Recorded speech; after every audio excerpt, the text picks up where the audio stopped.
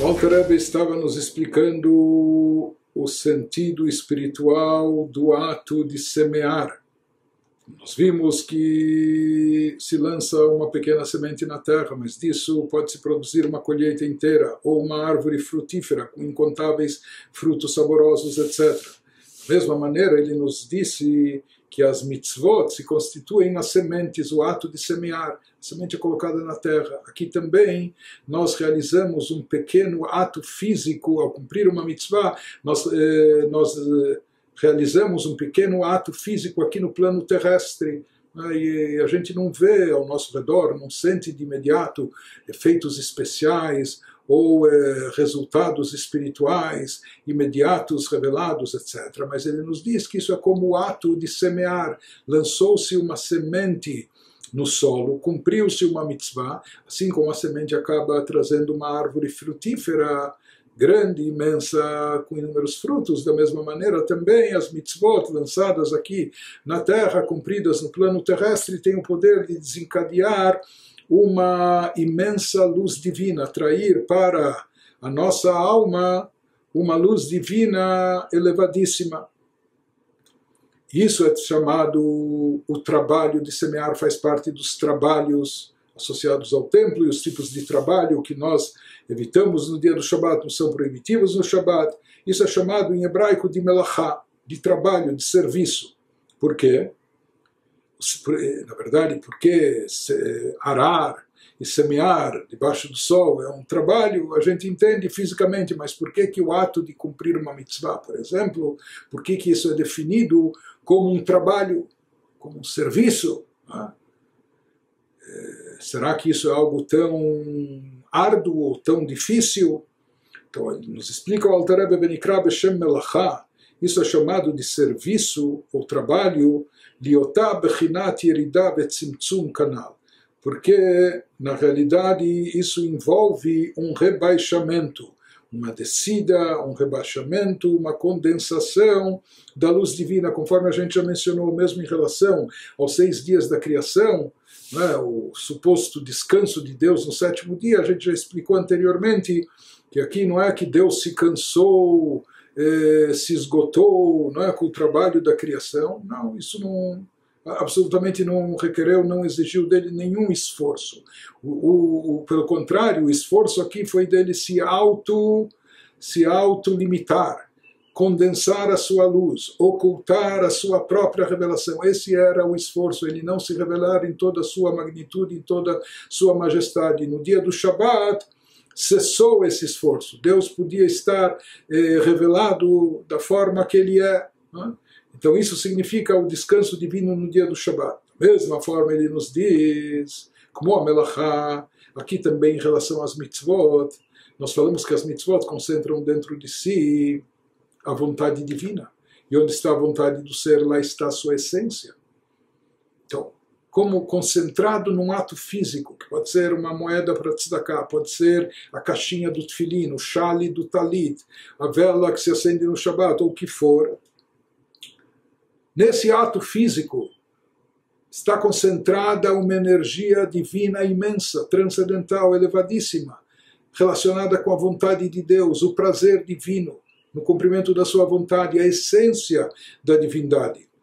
Então, isso é chamado de trabalho. Por quê? Porque, por assim dizer, exige um trabalho, um esforço. O esforço aqui é de concentrar tanta divindade, uma divindade infinita e ilimitada, concentrar isso num atozinho, por assim dizer, de ordem física, no mundo material, numa coisa pequena, limitada, para cumprir a mitzvah.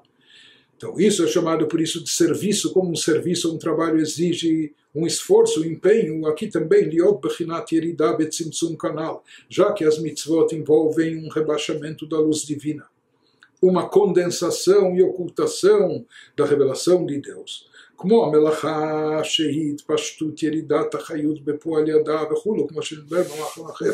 Como também o trabalho também representa uma concentração das forças da alma num determinado ato, como se a alma estivesse se limitando, se condensando para se concentrar naquele ato durante o trabalho.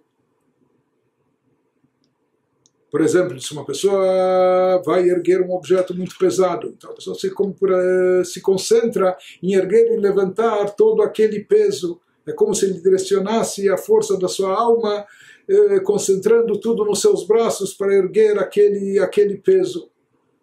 Então, naquela hora, a pessoa não vai pensar num teorema ou numa forma elevada. Ele está concentrado, ele concentrou, direcionou sua alma para levantar aquilo. Ou de uma forma mais refinada e delicada, a gente diria, por exemplo, um escritor, ou alguém que transcreve ensinamentos profundos, etc. Então, ele também concentra o tema intelectual, ou filosófico, ou espiritual, ou místico que está na sua mente, com toda a sua intensidade, ele canaliza, por assim dizer, para as suas mãos, para colocar isso no papel, escrevendo. E como é sabido, a pessoa nunca vai conseguir transcrever, colocar no papel tudo que ela tem na sua mente, todo aquele conceito com toda a sua profundidade, não só com todos os seus detalhes, mas com toda a sua profundidade e toda a sua essência. Mas enquanto a pessoa está escrevendo, a gente diz que é como a sua alma, o poder da sua alma, do seu intelecto, se concentra ou passa para as suas mãos que estão escrevendo ou transcrevendo no papel aquele ensinamento. Então isso é uma limitação, uma condensação. Isso exige um esforço, um trabalho de concentrar ou condensar as forças nas mãos, na escrita, etc. Por isso é chamado de um trabalho, um serviço, como aquilo que envolve empenho. Né? Então, assim também ele nos diz esse trabalho espiritual de semear mitzvot, através do qual nós falamos que se desencadeia um resultado espiritual magnífico. Isso acaba trazendo a revelação do prazer divino pelo cumprimento da sua vontade. Isso se reflete no final em revelação espiritual intensa para a alma aqui embaixo. Porém, isso é chamado de serviço e trabalho, o trabalho de semear, o serviço de semear. Por quê? Porque exemplo de um trabalho físico, ele envolve também condensação, ocultação de demais poderes da alma se concentrando, se condensando apenas naquele ato. Então, como nós explicamos, também nos trabalhos físicos, a pessoa concentra, direciona as forças, concentração da sua alma num trabalho específico, mas isso é, de certa forma, uma ocultação de todo o potencial da alma. Isso requer um certo esforço. Né? Da mesma maneira, a gente diz que a criação, em relação a Deus, o ato da criação foi chamado de trabalho, 6 dias de trabalho de criação, por mais que para Deus isso não exige nem esforço, nem empenho, não teve nem que suar e trabalhar para tanto. O único trabalho dele foi o contrário, como nós dissemos, não aparecer, não expandir, não revelar toda a sua grandeza. Então, isso se manifestou através do tzimtzum, da condensação, ocultação imposta nos 6 dias da criação. Por isso se fala nesses dias, Vayas Elokim, e fez Deus, ou seja, para chegar ao mundo da ação, fazer, isso está ligado com o nome Elokim, que é o nome que indica o tzimtzum, a limitação. A mesma coisa em relação ao nosso tema aqui, quando falamos em semear, em termos espirituais, então esse ato de semear, que é realizar mitzvot aqui no plano terrestre, para poder atrair luz da divindade, do prazer divino superior, isso é chamado de trabalho de serviço. Fisha mitzad nishmat adam. Por quê? De fato, pela alma da pessoa, pela nossa alma como partícula divina, pela sua espiritualidade, talvez a alma buscasse só abstração, só se desvincular do plano físico, do plano terrestre. Então, por exemplo, a reza seria um ótimo exercício para isso, de desprendimento, de desvincular-se, de meditar, de contemplar e dessa forma se elevar e se espiritualizar.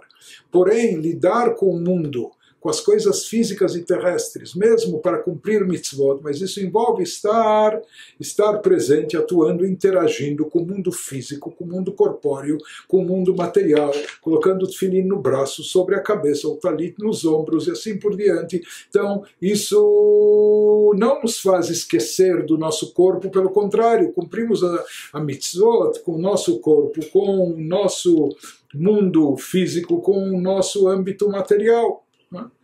Por isso se fala que o cumprimento das mitzvot exige da pessoa, é chamado de serviço e trabalho para a alma, porque isso exige da alma uma certa descida. A alma, ao invés de querer se elevar apenas através de oração, ou apenas através de meditação, ou apenas cultivando sentimentos de amor e temor a Deus, aqui você fala, não, vá correr para ajudar o pobre, vá de encontro a ele, vá trabalhar para dar tzedakah, mas tudo isso vincula a pessoa de novo ao plano terrestre, ao mundo material. Por isso é chamado de um serviço e trabalho para a alma. Isso é trabalhoso para a alma, porque a alma, ela almeja apenas espiritualidade, ela quer apenas o abstrato espiritual, ela quer transcender desse mundo físico e material.